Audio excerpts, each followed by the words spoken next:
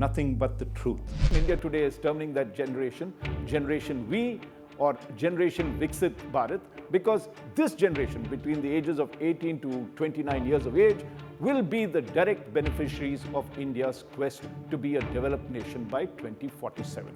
To understand what are the big issues concerning Gen V, experts say that the youth vote is estimated to be one of the crucial swing factors in at least 97 seats in this election. Survey findings, a very large number of people mentioned that unemployment is the biggest concern for them in this election. India has 220 million young voters between the age of 18 and 29 years, and they will be casting their ballot in election 2024. Now that number is humongous and is close to the total voting population of the United States of America itself. So which party our youngsters will vote for will prove decisive in election 2024. The major questions are, what are the big issues that the young are going to base their votes on? How are the big political parties trying to woo them? And what are the key factors that influence their thinking before they go to the poll booth?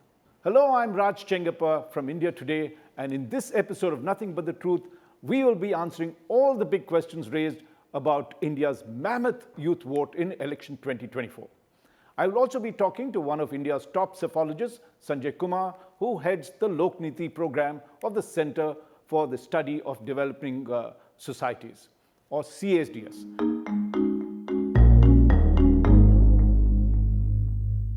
Now, first, let's answer why the youth vote in India matters. As mentioned earlier, there are almost 210 million youngsters between the age of 18 to 29 who are eligible to vote in this election. This is as much as 22% of India's 970 million strong electorate, or to put it simply, 1 out of 5 voters in India are below the age of 29. Historically, the voting percentage of the youth was extremely low. In 2009, for instance, only 54% of them turned up at all the polling booths. But with the Election Commission of India working towards improving that percentage through various campaigns, awareness campaigns, in 2019 general election, 67% of the total young voting population came to the booths and cast their vote. That, if you take a look at that number, is about 153 million youngsters voted in that election, and that's the expectation even in this election. So that number actually made a decisive difference in the polls in 2019 and propelled the ruling Bharatiya Janata Party, or BJP, to a second consecutive majority in 2019. Now, this has been validated by post-poll studies done by Lokniti CSDS that showed that 41% of these youth, or 63 million youth, voted for the BJP. And if you look at the difference of the votes between the two national parties, the BJP and the Congress, it was around 110 million that year, and the 63 million youth who voted for the BJP would have contributed significantly to the BJP's lead over its rival Congress. Experts say that the youth vote is estimated to be one of the crucial swing factors in at least 97 seats in this election, where in the previous election the margin was less than 5%. The BJP won 41 of these in 2019, the Congress only 19, and the other parties 37. So in these constituencies, 97 of them, almost 1 out of 5 constituencies across the country, the youth vote will prove crucial, particularly when the vote percentage is anything between 5% and below between the two parties that are contesting. And therefore, you can see the scramble among major political parties to go out and woo the youth across the country and win them over, particularly the first-time voters. Now, again, here there are close to about 18.4 million voters between the age of 18 and 19 who will be voting for the first time. That's a substantial number. And in this election, too, all the parties are reaching out to them, and the BJP was first off the block when Prime Minister Narendra Modi himself appealed to these 18 to 19-year-old voters to go out and exercise their franchise. And as he said, please vote, and I'm quoting the Prime Minister, please vote to secure your future for the next 25 years. In other interviews, he has promised them the goal of Viksit Bharat, or a developed India, by 2047. That is when India celebrates its 100 years of independence. And this is the generation that the Prime Minister is trying to address when he says the future is with you for the next 25 years. So we are terming that generation, India Today is terming that generation, Generation V, or Generation Viksit Bharat, because this generation between the ages of 18 to 29 years of age will be the direct beneficiaries of India's quest to be a developed nation by 2047. To understand what are the big issues concerning Gen V, I spoke to psephologist Sanjay Kumar of CSDS, and here is what he had to say. So welcome to the show, Sanjay. Thank you for having me on the show. So Sanjay, let's start by asking the first big question that was asked in the survey. Which are the most important issues that are dominating this election 2024? No surprise, Raj. I think if you look at the survey findings, a very large number of people mentioned that unemployment is the biggest concern for them in this election. The numbers stands at 27%. So if you club these together, roughly about 50% of the Indian voters are concerned about unemployment and price rise. This is what is coming out from our pre-poll surveys, which was conducted in the first week of April. A little bit of clarity on the methodology. The CSDS Lokniti pre-poll surveys interviewed 10,000 voters across 19 states between March 28th and 8th of April. These were done in 400 polling stations spread across 100 assembly constituencies and 100 parliamentary constituencies. So Sanjay, let's drill down the details. How will this impact the elections? I'm not sure how this is going to impact the voting choices, but yes, it is significant. I'm not sure whether these numbers should worry the government, but I think these numbers should be a concern for the government because the work of the government on various other fronts have been appreciated. And who gets the blame for it? Is it the union government or the state government or both? What does the survey show? Students are willing to blame both the government. A very large number of people say, it should be the responsibility of both the state government and the central government. But if you compare it with the state and the central government, slightly bigger number of people say it should have been the responsibility of central government compared to state government. So generally, it's not that people are blaming just one government, but they think it is a failure of the government and they refer to both the governments. And let's come to the other aspect, the other part that is of big concern, which is inflation or price rise. And again, here, who is responsible? When you ask the question, is it the center or the state? And if we look at separately the central government and the state government, slightly bigger proportion of people believe that the blame should go more to the central government compared to the state government. But general feeling, it is a reflection on all the political parties, because when they refer to state government, there are various political parties which are in government in different states. Aam Aadmi Party is in government in Delhi, Trinamool Congress is running a government in West Bengal, and if we travel further south, Telangana, you have a government by Congress, and then Andhra, you have a government by YSRCP. You travel further down, south, Tamil Nadu has a government by DMK. So generally a disenchantment with all the political parties, because they think most of the government, which are run by different political parties, are responsible for rising prices and not being able to generate employment. Sanjay, one of the issues that is being talked about is the Viksit Bharat, and there is a generation that will inherit that Viksit Bharat as it when it comes, and this is the generation between, say, 18 years of the first-term voters up to 29 years. What is your findings showing? The results of 2014 Lok Sabha elections and 2019 elections have clearly indicated that there is a movement of the youth in favor of BJP, and the biggest attraction being Narendra Modi being the Prime Minister. From the survey, we do get a sense that the attraction of the youth for the BJP, especially with regard to Prime Minister Narendra Modi, still remains, though there are concerns about unemployment. Thank you, Sanjay, for making such a revealing presentation to us, and your insights have been truly valuable. The main issues of India's youth is joblessness and, of course, finding employment opportunities. So let's look at how the major parties are wooing Generation V or Gen V, and what are the kind of promises that they are trying to do on the employment front or the key issues that this particular generation faces. The BJP, with its machinery on the ground, has been meticulously connecting with the young voters via what they call Vistaraks or full-timers, and they're using all means of technology. There are QR codes which, when you open them, have 40 slides detailing the Prime Minister's development work in the past 10 years, particularly for the young, and these have been placed at gyms, playgrounds, clubs, and other places that youngsters frequent. There are also very engaging short videos centered around the Modi government's initiatives in various sectors, including education, health, communication, and startups. And all these are aimed for the young and particularly the first-time voters.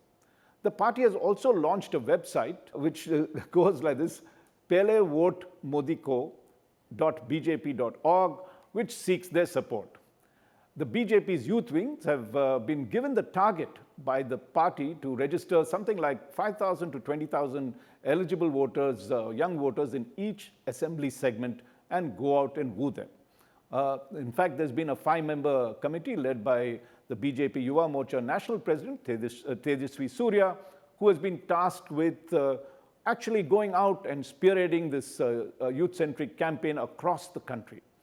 Now, Tejasvi Surya, when he spoke to India today, said, "Let's be clear that the young voters are new India's decision makers, and this is the Viksit Bharat that they are, the mission Viksit Bharat which they are aspiring for." All the opposition parties, and particularly the Congress, which sees a sizable vote bank among the youth for it, and they are also beginning to woo the youth in large numbers. One of the things that, if you've noticed in the past 2 years, when Rahul Gandhi, the Congress leader, went out on his 2 Bharat Jodo Yatras, one from south to north and the other from east to west, the more recent one being the east to west, which he completed recently. What was done was that his entire walk, or the yatra in the first instance, the walk, and then the other by bus, was widely relayed through social media platforms, which are extremely popular among the young. So he reached beyond the traditional media and used these platforms to propagate his message to the young. The Congress election war team is also strictly monitoring what the young are clicking and what is it that they're watching. And while the BJP is hoping to lure the youth with this futuristic vision of Viksit Bharat, the Congress is raking up the here and now and attacking the BJP on unemployment. Both the parties have tried to address all the youth concerns through their recently published manifestos, and which, if you see a look at the BJP manifesto, it talks of increasing employment, self-employment, and enhancing livelihood opportunities. Besides, because there's been such a problem recently, enacting a strict law to stop misconduct in recruitment exams. The BJP is particularly focusing on the fact of startups and how the youth should become independent rather than dependent on government jobs. And that is one of the big thrusts that's there. Let us see how that really gels with the young. The Congress has addressed the concern directly, issuing what it calls New Youth or Yuva Nya program, promising the youth a right to apprenticeship with a stipend of rupees 1 lakh per year, apart from filling up close to 3 million government vacancies and a one-time waiver of all educational loans or debt. The Youth Congress has been instructed to distribute the party's guarantee cards, very interesting, that includes all these promises to at least 10,000 households in every assembly segment. Now, B.V. Srinivas, National President of the Indian Youth Congress, whom India Today spoke to, said, "The youth," and I'm quoting him, "the youth of this country are angry with the Modi government, which has failed them, and we are here to provide the alternative." This is close quotes, and let's move to the other issues. If you look at that, other parties too have joined the fray, and in Bihar, for instance, both Chief Minister and Janata Dal United leader Nitish Kumar and his rival Rashtriya Janata Dal leader Tejasvi Yadav are claiming credit for the 500,000 government posts that they had created when they were in government together in the Mahagathbandhan government till recently, which broke up when Nitish Kumar moved towards the BJP. In Maharashtra, the split factions of the Nationalist Congress Party and the Shiv Sena, which are with the ruling alliance that is there now with the BJP, are also promising jobs and doles to youngsters. So it's not just the two major parties, but across the country, all the regional parties as well as them are focusing on employment and ensuring that the youth they are sufficiently providing for that for the youth across the country to woo them on. Now, strangely enough, despite the emphasis on employment, psephologists say that the unemployment situation is likely to have only a limited impact on the outcome of this election. This is, though even nearly 60% of the respondents aged between 18 and 24 in the India Today Mood of the Nation published in February this year termed the unemployment situation in the country as very serious. And as we saw, the CSDS survey also indicated that. But experts say the disconnect between employment and election results could stem from several factors. And this could be, there are other pressing issues, including development, education, healthcare, and social justice, and also the belief in who could really deliver in terms of the various issues. So it is not just one particular issue, either unemployment or price rise or whatever it is, but the trust that they have on who could deliver, or their assessment of which party could really deliver the goods for them. And generally, this is the perception that experts say there is a collective mistrust of political parties when it comes to solving unemployment, and that is what Sanjay Kumar of CSDS emphasizes. In fact, in the CSDS survey recently, 6 in 10 who find it harder to secure jobs assign responsibility or the blame to both the state and central governments, while only 2 in 10 blame the central government. So generally, the impact of all that is that while unemployment is a serious problem, it may not impact the central government, which is headed by or ruled by the BJP. Rather, the blame seems to be apportioned across, and that is why, though unemployment remains one of the most serious problems across the country, that may not influence decisively the outcome. Now, the opposition camp is also trying to influence young voters with this whole issue of having a nationwide caste census, and essentially to remove the cap of 50% reservation that had been imposed by the Supreme Court. And this is aimed primarily at the OBC or the other backward class voters who have only a 27% share in the reservation pie, even though surveys have shown, particularly in Bihar, that they could constitute more than 50%, and in Bihar, 65% of the population. And as reservations directly impact education and employment, the Congress party, which is pushing it, expects to, or it actually promises to remove the cap on reservations to break what they see as the BJP's grip over the OBC youth. Now, that's the reason they're doing that is that studies have shown that the BJP had cornered a substantive number of OBC votes in the past 2 general elections, and that is one of the other reasons that propelled them to a victory. But again, here, experts exercise caution and say that the caste census may not enthuse young voters as it did before.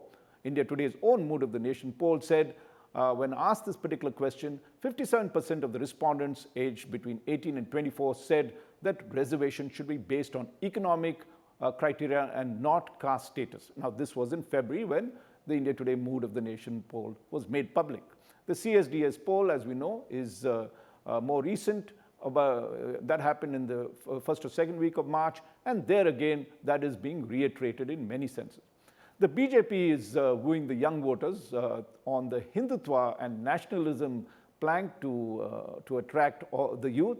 And if you see in the India Today Mood of the Nation poll that I talked of earlier, 23% of the respondents in the age group of 18 to 24 had chosen the building of the Ram, the biggest achievement of the Modi government. Now, this is 6% points above the national average. So if you looked at what the overall total was, the youth seemed to be indicating that the Ram Mandir was one of the biggest achievements of the Modi government. This has been reiterated by the CSDS survey recently. And another perception that the BJP is working very hard to cultivate among the youth is of India's improved global standing as a nation. This especially after the conduct of the G20 presidency, and surprisingly, normally international affairs does not impinge that much on general elections, but this, several surveys had shown that this has invoked national pride in terms of the way India conducted the G20 presidency, and also enhanced the way the Modi government had enhanced India's international image. There is also the success of Chandrayaan-3, India's moon lander, and the prospect of India becoming the world's third largest economy. And the BJP has woven this very deftly into a narrative to reinforce national pride and the vision of a Viksit Bharat. And if you notice, the Prime Minister Modi and other BJP leaders are talking extensively about the work they have done to build the country's capacity in key frontier areas, and this includes artificial intelligence, semiconductors, new age manufacturing, and strengthening the startup ecosystem. All this is an effort to woo the youngsters, saying there's a whole lot of new avenues for jobs. So it is not easy to define what will finally push or propel the youth to the booth and which party they would decide. And surveys have shown that even things like their own family and the community that they live in and and the caste groups also have a decisive impact, apart from issues such as unemployment and price rise. Most importantly, Indian youth should come out and vote in large numbers across the country. That is critical for our democracy. For more details of why and how the Indian youth vote, do read the in-depth cover story in India Today magazine. Thank you for being with me in this episode of Nothing But the Truth. I look forward to having you with me next week. Nothing But the Truth.